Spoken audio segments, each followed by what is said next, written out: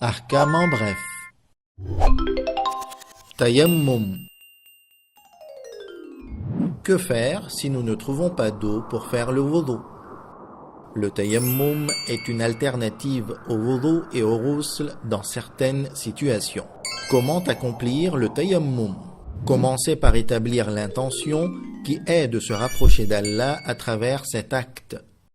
Enlevez les bagues et s'assurer qu'il n'y ait pas d'entrave sur la peau du front et des mains.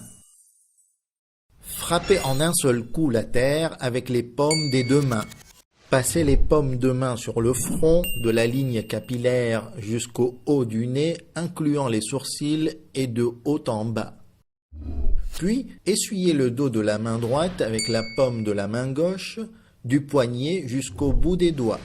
Répétez la même action en essuyant le dos de la main gauche avec la paume de la main droite. C'est fait, c'est rapide et facile. Mais avec quelle matière puis-je faire le tayammum?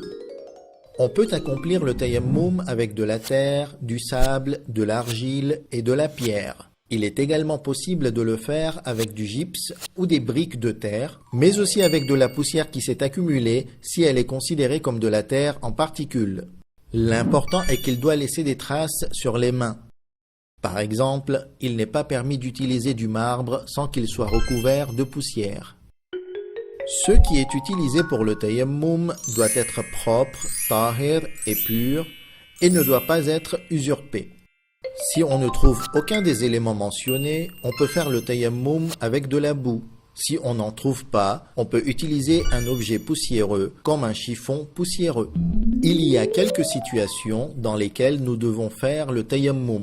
Première situation, lorsqu'il n'y a pas assez d'eau pour le ghusl ou le wudu, et qu'on a perdu tout espoir d'en trouver durant le temps imparti pour accomplir les prières. Il faut donc accomplir le tayammum dans cette situation. Deuxième situation, quand il y a de l'eau mais qu'il y a un risque de mourir de soif, pour soi-même ou pour les autres et même pour nos animaux. Troisième situation, quand il y a de l'eau mais qu'il ne reste plus suffisamment de temps pour faire les prières. Quatrième situation, lorsqu'il y a suffisamment d'eau mais que nous ne pouvons pas l'utiliser en raison d'un handicap ou d'une crainte pour notre sécurité, notre honneur ou nos biens. Cinquième situation, quand l'obtention de l'eau pourrait nous mettre dans une situation insoutenable et extrêmement difficile. Sixième situation, lorsque l'utilisation de l'eau peut nuire à notre corps. Enfin, septième situation, lorsqu'il est nécessaire d'avoir une attelle ou un bandage sur le corps.